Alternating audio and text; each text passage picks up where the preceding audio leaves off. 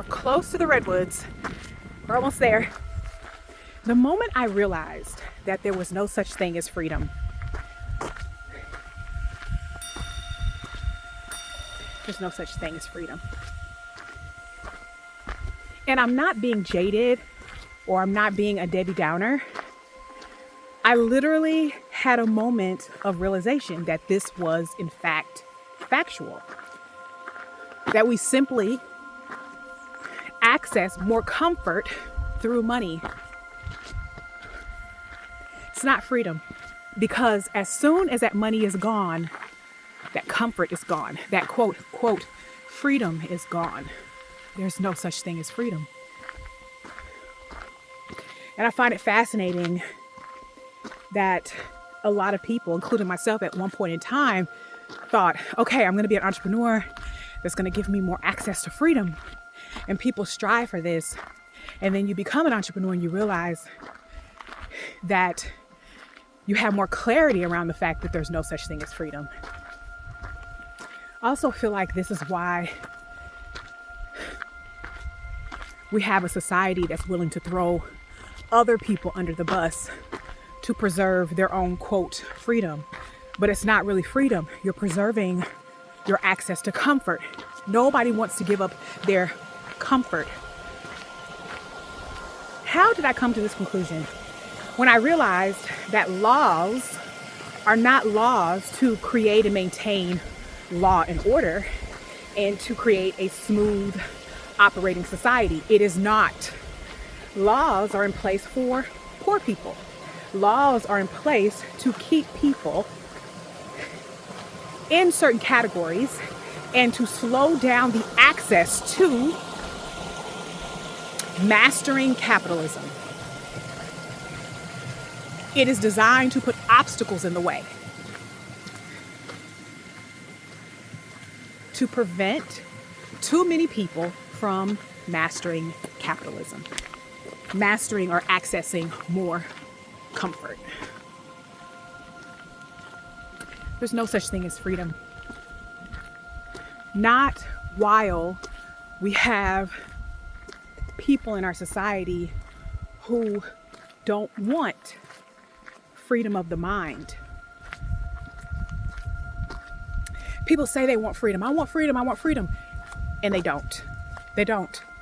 Most people are afraid of the concept of having freedom of the mind. We've made it to the redwoods. Now this redwood right here, this is a mama redwood. This is the mom. This right here. This redwood right here is the gatekeeper. Okay.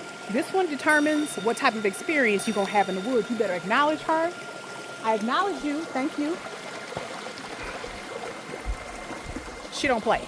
This is a mama. Okay. She ain't playing with you.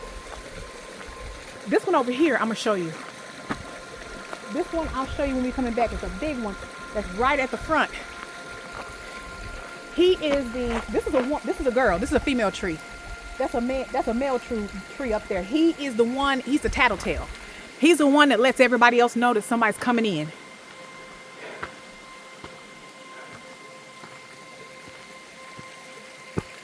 You say, heads up, we got somebody coming in, and she decides whether she's gonna let you in or how your experience is gonna go, and you better acknowledge her. She don't play, and she'll send you home too. I tried to come up in here and she didn't want me up in here, and I fell and almost broke my leg right at her root. She wasn't playing with me that day.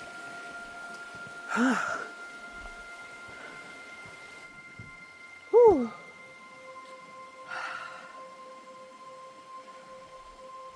Beautiful. As I was saying, there's no such thing as freedom.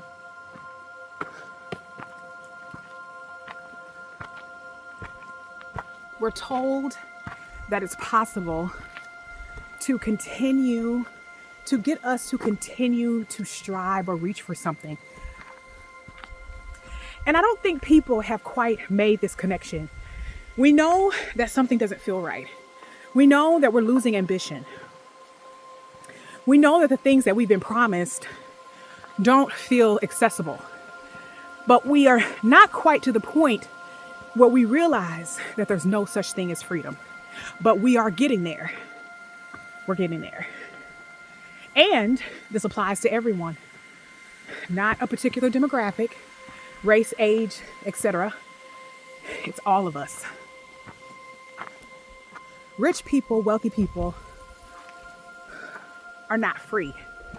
They just have the money to pay for more access to be comfortable.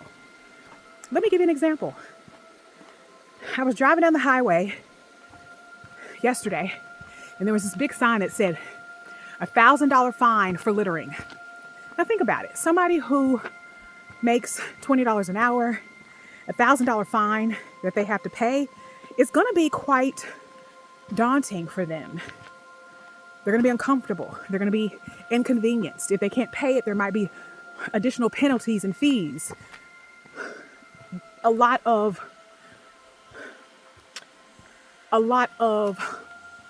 opportunity to place obstacles in their way, in their journey, in their day, in their life,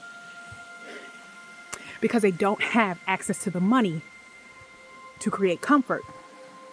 But someone who makes $500,000 a year, $1,000 fine is absolutely nothing for them, more than likely, if they live within their means. It doesn't mean that they're free. It just means they have the ability to pay for more comfort and convenience. They have the ability to pay to not be inconvenienced in their lives. That is it. That ain't freedom, baby. That's just comfort.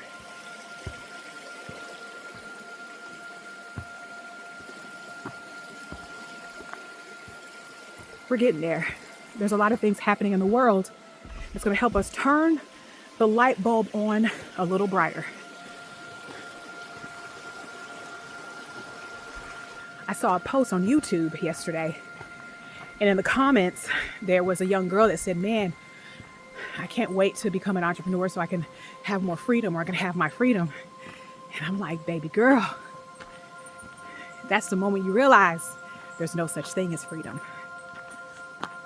And what I find fascinating, which I've noticed people who are in certain type of professional careers, whether they're doctors or lawyers or any sort of career that requires professional schooling, they have this realization early on in that journey.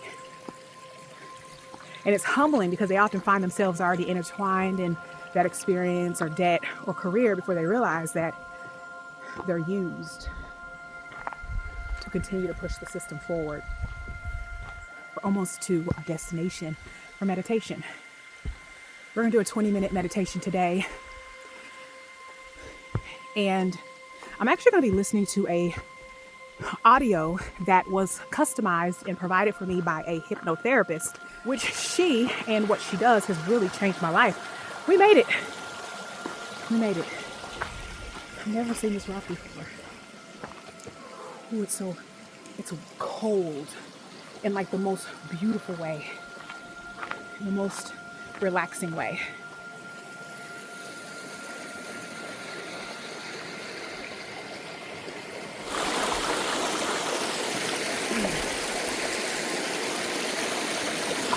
Ooh, that feels so good. Wow. Amazing.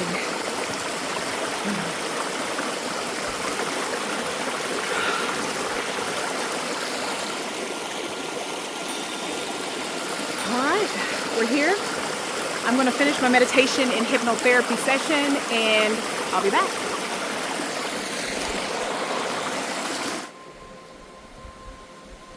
I was meditating, and something in my spirit said, sing.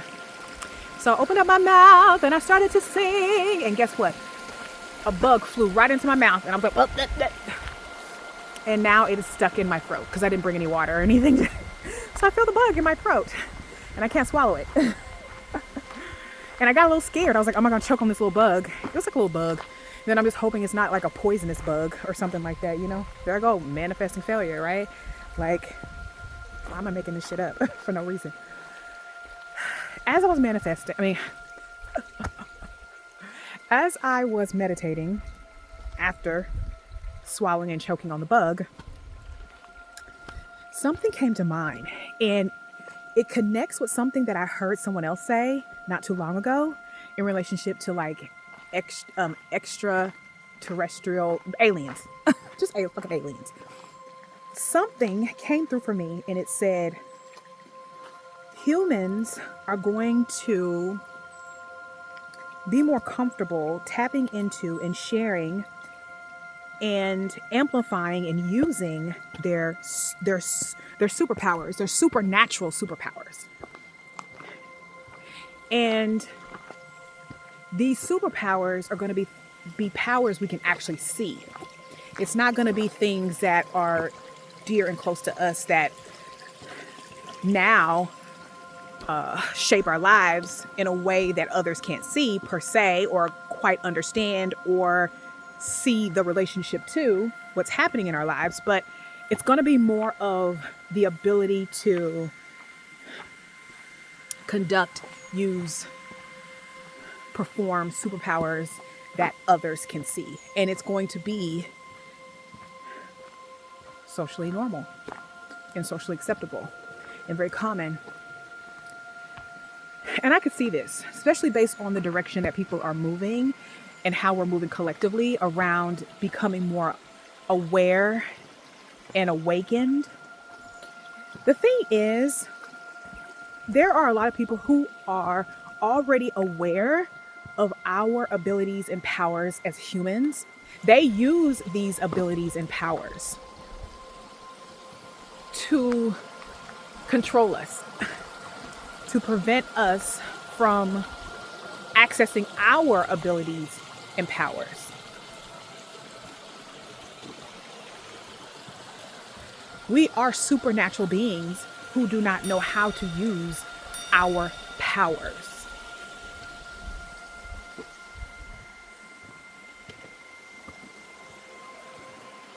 When you stop and think about how the human body has been created, it's not much different than these trees in relationship to how they interconnect with each other. Connecting with Mother Earth is ultimately connecting with ourselves. The way that these trees interconnect with each other is very similar to how our body flows blood and fluid through our veins, how our body sends signals through various parts of our body to function and to operate. It's the same thing as Mother Earth. No wonder they tell us to get into Mother Earth if we want to find ourselves, or to gain more clarity, or to relax the body, or to heal the body. It's one and the same. But we're not told this. We can feel some components of this, but we don't quite always understand or can make the connection. Think about it. The body has water. The earth has water. The body has veins. The earth has veins. The body has air. The earth has air. Ooh.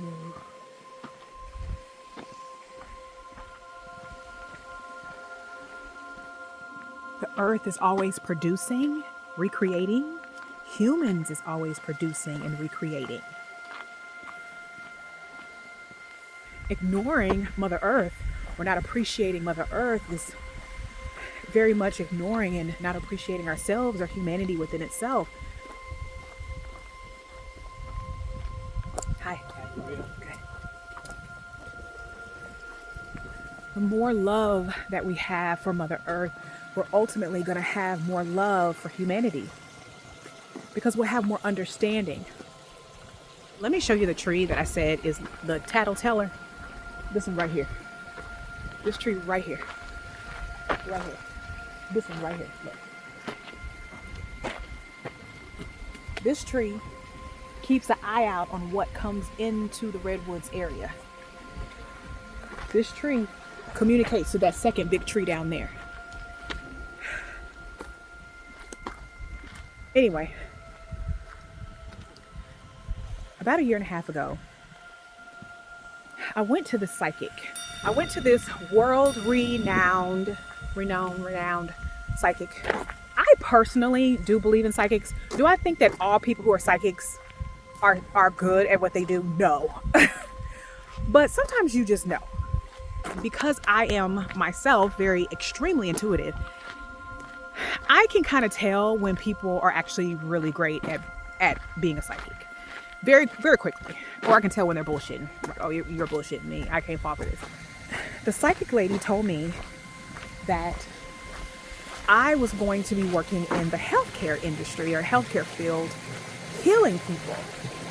And I'm like, this is random. I don't work in the healthcare field.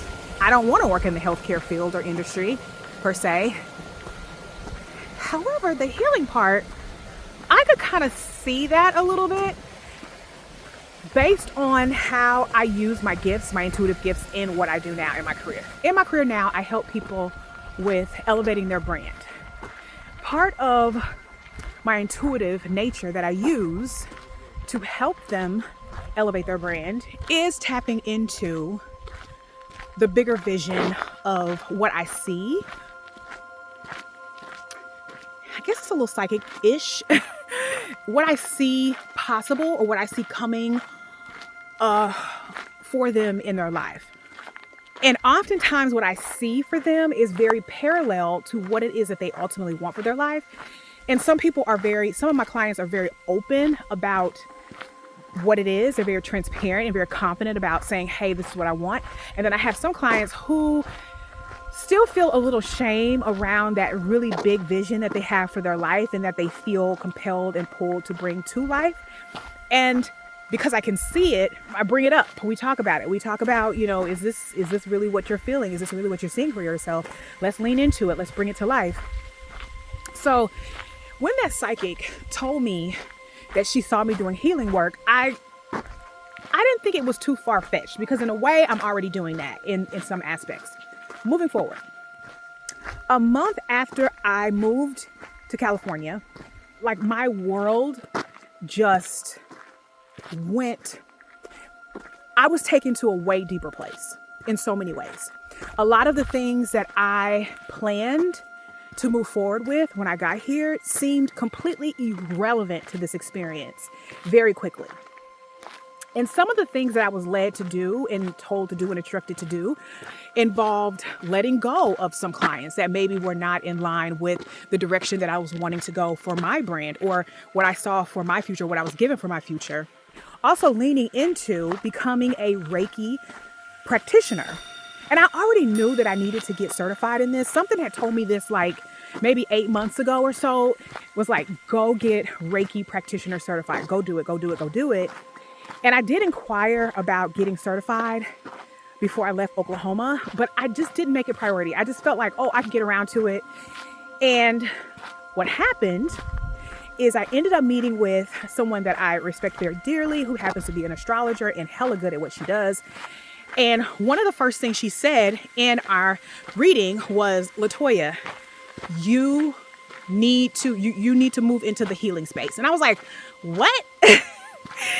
Me? What? You're the second person to say this in a very short window of time. And she's like, no, you need to be in the healing space. And I'm confident that you're shifting your business and your career. And I said, yes, I'm feeling that 110%. I was experiencing so many blocks in my business when I first got here. And I was clearly being led and told to put some things down, that there was going to be some shifts. I just didn't know what the shifts were going to be. And I listened to her. I immediately went ahead and moved forward with getting Reiki practitioner certified. Oh, look how this has grown out. I think this is poison ivy. This is going to grow out so beautifully. Spring is coming, everybody. Spring is coming. It's going to be beautiful out here. I can't wait to bring you back out here when everything has bloomed. So once again, she said, Latoya, you're going to have a career change and it's going to be into the healing space. And I'm like, you're the second person to tell me this in less than a year.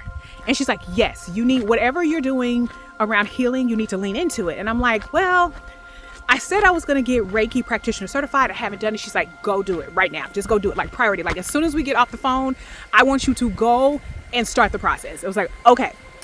So I did. I immediately that day reached out to the individual who I wanted to certify me and start the process. Well, interesting enough, during our first attunement, I had not shared any of these previous conversations with her.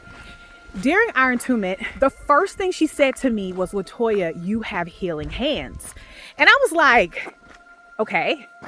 She's like, you are going to be healing people. And I was like, you're the third person to tell me that in like less than a year. You're the third person. And she's like, you have healing hands. You can heal through your hands. And I was like, interesting. Okay. So I just kind of kept that in the back of my mind. I was like, yeah, whatever. You know, it's there. And finished through, working through, getting comfortable with my Reiki practitioner requirements, etc.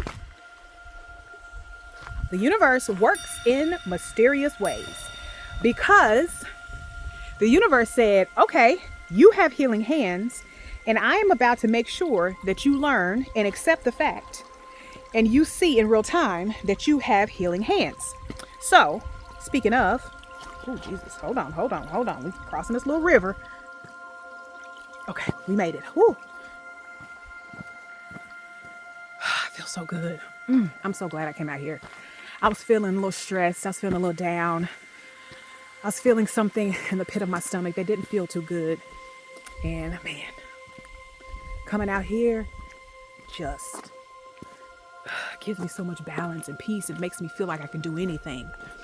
It makes me want to conquer my day. It makes me want to take on a challenge unbothered. It makes me feel like I can do anything when I come out here. There's no fear running through my body. There's no anxiety. There's no stress. There's no intimidation. It's only pure confidence and rest and peace and connectivity and connection.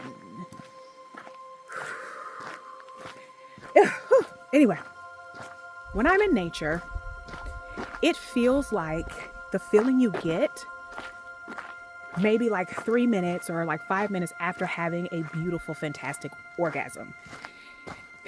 It's not the feeling of leading up to the orgasm. It's not having the orgasm. It's not the ride off of the ride off of the orgasm. It is the feeling after the orgasm is done and you're rested. That rest and that release. That is how I feel when I'm in nature. It is the ultimate high for me. Feels great. Anyway, as I was saying, so the universe has a funny way of ensuring that you experience certain things. Oh, did you fall? Yeah, it's slippery. It's a bit slippery. Okay. There's another guy that just fell when I came in. Okay. Well, I'm glad you didn't break anything. Yeah. Thank you. I watched him eat My shit. issue was like I stepped on this side and then I was flying. Oh my gosh. Yeah. Well, I'm just glad you didn't break anything. Have a good night. He's the second person I've seen fall out here today. The universe has a funny way of ensuring that you get what you need. And let me tell you, so long story short, speaking of falling, I just passed a gentleman who just fell. So this story is meant to be told. So I came out here one day because I felt compelled to, and I felt pulled to, and something was saying, go out to the redwoods. So I'm like really hiking, gung ho. I didn't have a lot of time. And I said, I'm going to go out to the redwoods. It takes me about 15, 20 minutes to get out to the redwoods when I'm like really strutting, right? And I get out to the redwoods. I pass the nosy tree that tells everybody that people are coming into the forest. And I walk up on Mama Bear tree. As soon as I hit her roots, I fell on her roots. I laid there. I promise you, I fell so hard on my leg. I thought it was broken. There was no way that was not broken. I just sat there for a moment. I was like, yeah, this shit is broken. Long story short, I was by myself. And I had to walk from the redwoods where we just came from all the way this way to my car. Whether the leg was broken or not, I didn't have a choice. I was completely by myself. And I made it. I didn't know it was broken or not. And to be quite honest with you, I didn't even have time to worry whether or not my leg was broken because there was so much going on that week. It was like hell that week. It was crazy, mad, crazy things happening that week that you cannot even fathom, that was happening like back to back to back. And that particular day, it was like a bunch of shit was happening. There was so much happening that day, I did not have time to worry if my leg was broken. I did not have time to go to the hospital. Like, it was madhouse going on, okay? So I pushed through, and apparently it wasn't broken too bad because I was still walking on it. Was it hurting? Yes. Was it swollen? Yes. Was it black and blue? Yes. No bones poking out, but I still assumed it was broken. It stayed swollen for about 3 weeks. I couldn't quite put a lot of pressure on it, but I did put ice on it, and it helped with the swelling a little bit. 3 weeks later, my leg was still swollen. So I remembered what the Reiki practitioner had told me, and she told me I had healing hands. So with that said, I said, okay, I got healing hands. So if I got healing hands, let's heal this broken leg. So I performed Reiki on the leg, and I kid you not, it was 3 weeks later, the leg started to heal. It was almost like a new leg. I was able to walk on it. It's like back to normal. I'm out here hiking. It doesn't hurt. I'm able to put pressure on it. I'm able to lean on it. I'm able to crawl on it. And I wasn't able to do that up until the point of performing the actual Reiki. So I realized that I healed my leg. And I do think my shin was broken. It still has a little bit of a knot on it, but I believe it was broken and I healed it. Okay, she was right. I do have healing hands. You can't tell me otherwise. I'm going to keep believing it. That experience forced me to acknowledge what all three of these individuals have been telling me. And we'll see how this emerges into what it's supposed to be. I don't know if I'm going to be like healing people with my hands or anything like that. I do feel that my intuitive gift is something I'll definitely continue to lean into. People hire me often for that. I find that my clients, that is one of the main reasons why they hire me, not only for the branding skill set, but primarily to provide some clarity around their big picture, to talk about it, to bring it forward, to help make it a little bit more clear for them and help them lean into it a little bit more with confidence, because they're not the only one who can see it. I can see it too. And oftentimes I can see it a little bit more clearly than they can in terms of the intricate components involving the big vision and what they're working towards every day. And I can see how it's possible. I can see the steps they need to take in order to accomplish what it is that they want. And interesting enough, I can see how to implement the steps fairly quickly. Oftentimes we think and feel that our vision has to take forever, has to take years, centuries, millennials, whatever, a lifetime, and that's not necessarily true. Sometimes it can just take weeks. Sometimes it can just take a couple months. Sometimes it can just take a year. If we know how to take the proper steps to align everything and lean into it with confidence. So, and I'm looking forward to helping more people with this moving forward. So, is this a form of healing? Yes, it is.